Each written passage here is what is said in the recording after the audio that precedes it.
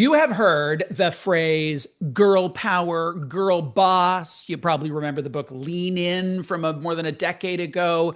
There is a lot of conversation about women and the workplace. And despite all of the progress that has been made, and I hope there's been some, there are still real gaps in terms of how women are able to be successful in the workplace. And we're going to talk about a book today called The Ambition Penalty.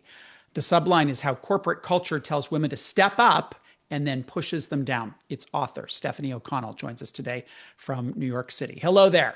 Hi, Bruce. Thank you for having me. I want to be done all of these conversations. I want to snap my fingers and have this be done. The phrase that you wrote that just really infuriated me was you wrote, I dug into the more I dug into the data, the more it became clear that women were pushed out not for a lack of ambition, but for too much of it.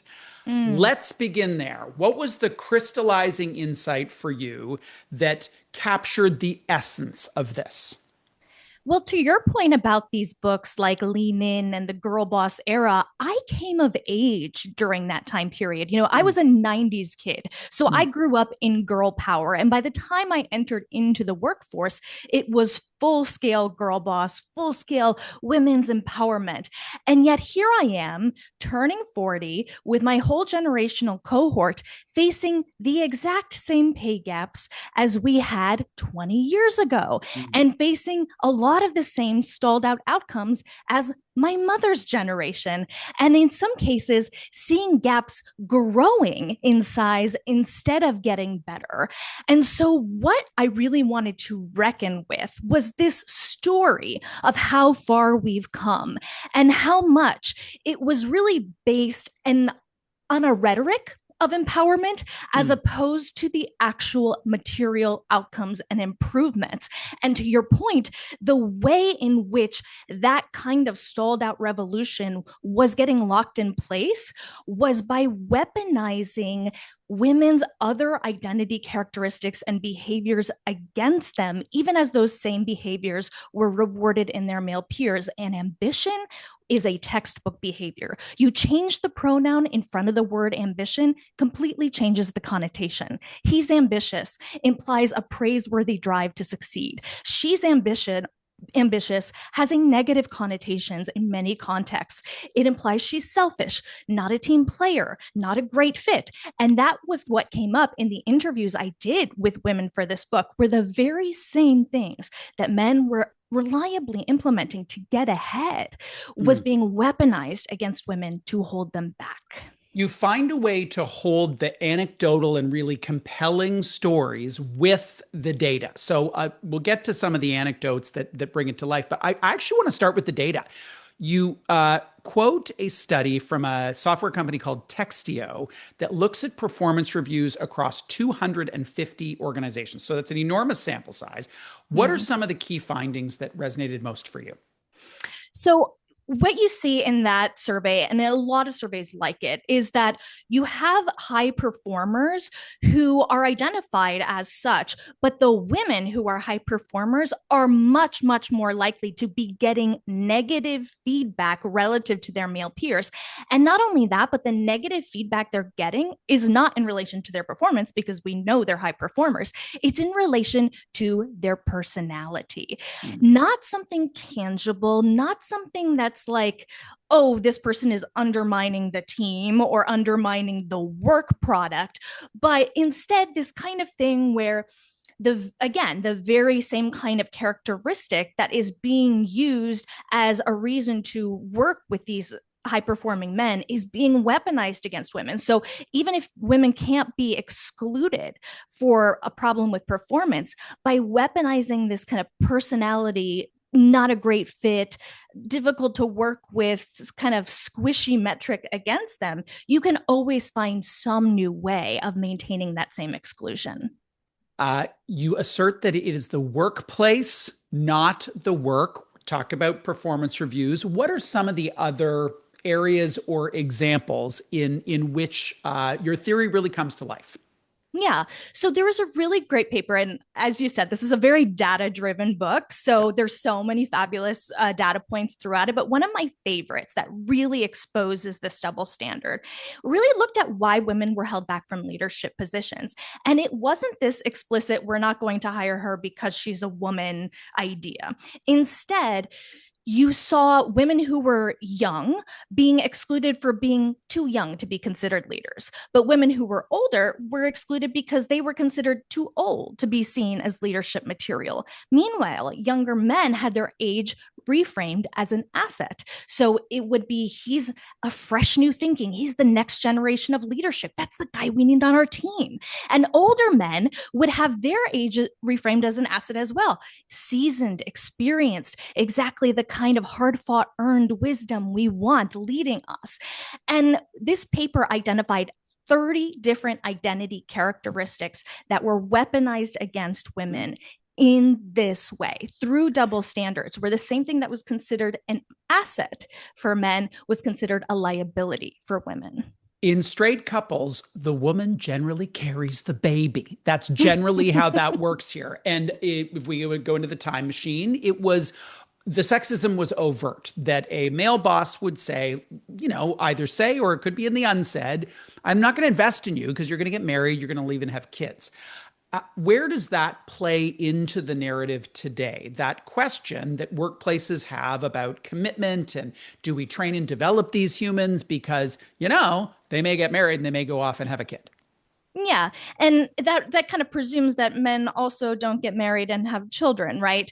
And it's true there may be some biological realities in some couples in some scenarios, but what's really interesting in the data is just how much this falls along gendered lines, even in scenarios where, let's say, women don't have children or they don't carry children or they adopt or they're in same-sex couples. And so what that really tells us is that this is a gendered assumption about what becoming a mother specifically, not a parent, a mother specifically means in our modern day context. And that still comes with incredibly loaded assumptions about ideas that mothers aren't as committed to their careers, they're not as high performing. And the data just doesn't bear this out. Where and when mothers do step back from work, the vast majority of the time, it is not by choice. It is because of the constraints and the very fact that when they express the same kinds of commitment to their careers, they are unable to access the same rewards for doing so and less likely to be able to get the same support that sustains them combining their professional and personal ambitions in the same way that their male peers get to. One of the topics that stopped me in my tracks was around negotiating salary in a new role. So you've been offered the job, amazing, amazing, and you say, I would love to come to your company, and this is the salary that I need. And what the case you made was that how hiring managers, and they may be female, they may be male, but they hear that request in very, very different ways, sometimes with pretty shocking consequences. Like you tell the story of a number of people whose offers were rescinded because they made the ask. That's right. We've been told this idea that the worst they can say is no. So you may as well ask for more. And I want to be clear that I still think asking for more and negotiating your salary is best practice. But I think we need to be much more clear that the risks differ across identity. And when you are someone from a marginalized identity, if you are a woman, even a privileged woman, you are still violating many people's expectations that women should just be grateful and they should not ask for more and they should not be difficult or a squeaky wheel. I think we have really underestimated just how entrenched many of our gendered norms still remain, both in and outside of the workplace. And what this is really driven by is these broader ideals we're socialized into from the moment we're born that really separates us across these very arbitrary and binary lines, but ultimately set us up for very different experiences when we engage in the same behaviors. So even if you're a woman who is acting in alignment with leadership norms, being strong, assertive, and independent, because those leadership ideals really clash still with these incredibly rigid gendered ideals that women should always be deferential and self-sacrificing. That role violation, even if it's not something we maybe consciously buy into, Mm. is still shown to be playing out in the data. And that's why men and women alike penalize ambitious women. And so I think it's important that we all be conscious of these biases we hold. Lean In was 2013. I looked it up. If you had Yeah. the opportunity to conduct a fireside chat with its author, Sheryl Sandberg, today, what would be two or three of the things that you would push back hardest on in the fullness of time that we've seen how the world has played out? Well, interestingly, Sandberg's organization, Lean In and nonprofit, has done a lot of research over these intervening years about women's experiences in the workplace in ways that really do recognize that the problem isn't in women's behaviors in and of themselves, but rather in an environment that responds to the same behavior in women differently than it does to their male peers. So I think that has been an evolution that is something that organization recognizes. But I do think there is still this idea that telling women that the problem is them is still somehow empowering. And I get it. Like, I get it. The idea that if you power pose or have the right combination of warmth and competence, or you word your email the right way, that you can suddenly unlock lots more money. There is something really tempting about it. It can make you feel in control. But what the research really shows us is just how much this buy-in to individualistic solutions isn't just not effective, it also undermines real support for collective action. Things like pay transparency policies, pay equity policies, things that we know actually reduce gender gaps, racial gaps, and other inequities across identity. And so I think that's the conversation I would really like to see, not just, for leaders like Sheryl Sandberg, but for all of us to be having. Mm. What questions would you have us as listeners ask of ourselves at the micro level? And I got to tell you that negotiating thing is relevant for me in my job today. Like, I was like, whoa, wait a sec. Okay, what's my paradigm? I run a nonprofit. So what's my paradigm for someone asking to negotiate their salary? And do I have a different view of that based on gender? So that was super helpful to me. I'm going to put that in my pocket. What other things would you say in a very practical way are things that we can ask ourselves as leaders and as coworkers on this broad question? I spoke before about how changing the pronoun in front of the word ambitious really changes a lot of the connotations and people's responses to it. I think that's an exercise we can practice all of the time.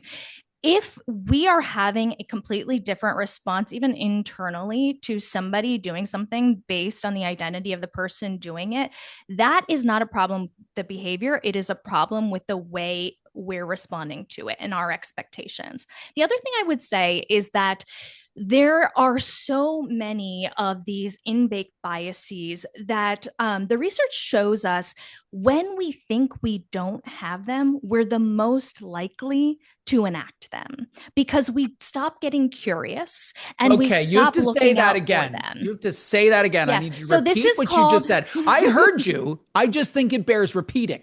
Yeah, I'll restate it. It's called the Please. paradox of meritocracy, where the more an organization thinks of itself as a meritocracy, the more likely it is to engage in bias. And the reason for that is when people assume they are fair, they stop checking themselves for these kinds of different responses to the same behaviors. So my policy is not to say, I think about this stuff all the time and I write about it and I research it, so I could never possibly be biased. No, no, no.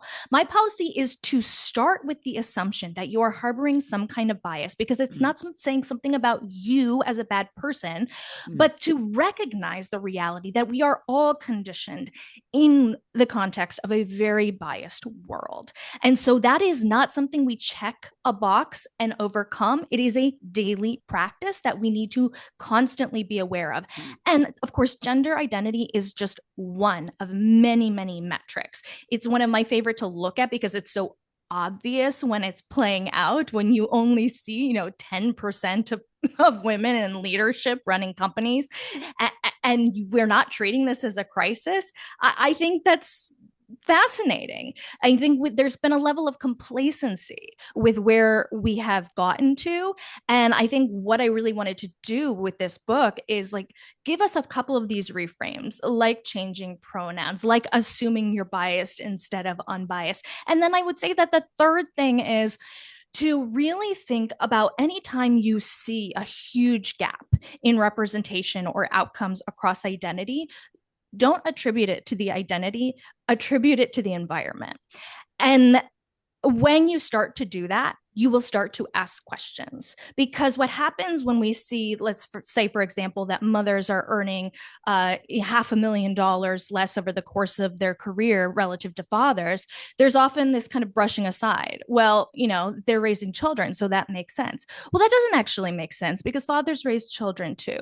So what's really happening here? And if you start to press further and further, what you see is a picture not of something that's different about women or different about mothers or what they want or what they're capable of, but you see that an environment responds completely differently in the way it supports, rewards, and champions mothers relative to fathers. And that's just one example. So I think we need to lean into our curiosity when we see these kinds of gaps and stop relying on kind of lazy assumptions that this book really debunks most of.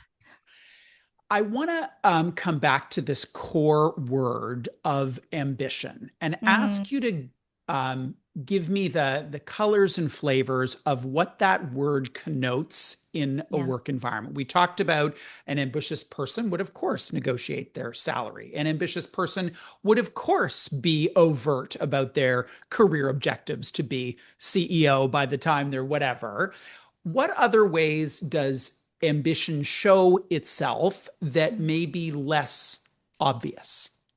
Yeah, so oftentimes we use metrics like political representation, corporate representation, financial power as a kind of shorthand for ambition.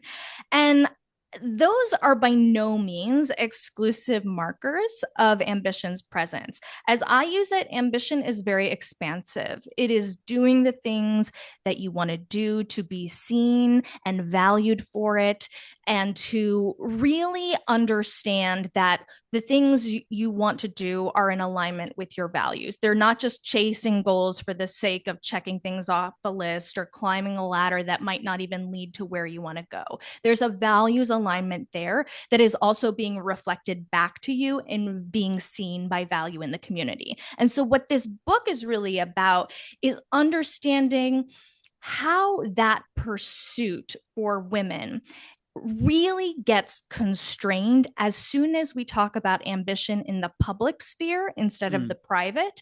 And as soon as we talk about public ambition that is perceived and rewarded as high value, because that's when a lot of this backlash to women's successes really starts to manifest itself. It's so interesting for me to notice what's going on in my brain here. I Mm. completely engage on all the things that you're saying. I've read the data, like I totally get it. And a part of me is like, oh, yeah, but that's not my experience. And I Yeah. know I'm a white male who happens to be like super obnoxious and have never in my memory been penalized for that, which is antithetical to everything that you're saying. For someone even who has the socioeconomic background of mine, the skin color of mine, but just a different gender, their lived experience would be dramatically different. How do I, given my tunnel vision, how do I do a better job understanding that this could actually be a thing? This is why I decided I was not going to write this book just through reporting and interviews, but using large sample sizes, using data, looking across disciplines too. Oftentimes when we talk about these dynamics, there's often like a hyper focus on psychology or sociology or economics and public health, and it's all very siloed and it's all behind these academic paywalls. And what I wanted to do in this book was synthesize that stuff from all of these different disciplines and say, maybe you haven't experienced this and maybe you don't know about this, but let us take a look at what is happening at scale. And what's really interesting is that these are not one-off papers. This is documented now decade after decade. And interestingly, some of this research is from the 2020s. So how much of it is still showing up? And how is it showing up maybe a little bit differently than we might think it might? Oftentimes we think about sexism operating in this very explicit sense. And that's certainly still a thing. But I think things like the paper I spoke about, how like age, for example, was weaponized against women while being seen as an asset for men, no matter what age somebody is. It's understanding how it's showing up through these kinds of hidden dynamics and double standards that I think is so important to expose. And the data is what helps us do that. Even if for me, I am a woman, but I'm a privileged woman. So I also understand that is part of my experience. And and even with my privileges, I am only one person, but what is representative, right? And I want us to think more in terms of what's happening at scale. This is not a book about how to get ahead as a woman. This is a book about how women as a social class and all of the diverse identities that encompasses, how do we uplift them? And to understand that uplifting women serves us all. I want to wrap with a couple of calls to action. And of course, the first one is read my book. Just read my book. Just read the whole thing and highlight it and fold in the corners. And you've already communicated the importance of us as individuals, just checking our bias and kind of taking a millisecond to think about things. What else would you ask us being the listeners of this conversation, what would you ask us to do? I would ask us to really try to conceptualize these dynamics not on the individual basis, but through a systemic lens, and also to understand that the responses and solutions to systemic problems can't just be limited at the individual level either. They have to be collective responses. So what I mean by that is, when you have a system where you have the same input creating different outputs for people across identity, it's not a problem with the inputting, right? The problem is the system in between creating those different outputs. But we often do, even when we recognize that as systemic, we often think, okay, what can I do? And I think that has really caught us in this kind of cycle of chasing our tails and exhausting ourselves. We'll be more ambitious, then you're too much. Be less, oh, well, now it's too little. And what you get is just like this total wearing and tearing us down. And when you can always be excluded for being too much or too little, you have a no-win situation. And that's where I think collective action and collective solutions are so, so important. So it's one thing for me to ask for more. And like I said, I still think it's important. But at the same time, what's the collective element I can advocate for? Maybe it's practicing pay transparency. If I can advocate for it in my own organization, even if my own organization doesn't have that policy, is it something I can practice interpersonally? Of course, trying to get legislation at local levels, federal levels, that matters too. But what I really ask people to break down in this book is how they can think about this kind of collective change, not just at a nation's level, but at the hyper local, at the institutional, in the interpersonal. I think all the time how I show up in my own home. I'm a mother of a daughter. Everything I do is modeling to my daughter what a woman is allowed to be. And I think that's really important. And I think that's a systemic challenge too, because I'm challenging a notion of a good mother as someone who's completely self-sacrificing and with no needs of her own. So I think if we can think of the resistance and the practices that we show up every single day within, that is a very, very powerful place for all of us to start. Stefanie, thank you. Thank you. Thank you for your passion. Thank you for your insight. And thank you for your commitment to make a difference. We appreciate it. Stefanie O'Connell is the author of The Ambition Penalty: How Corporate Culture Tells Women to Step Up and Then Pushes Them Down.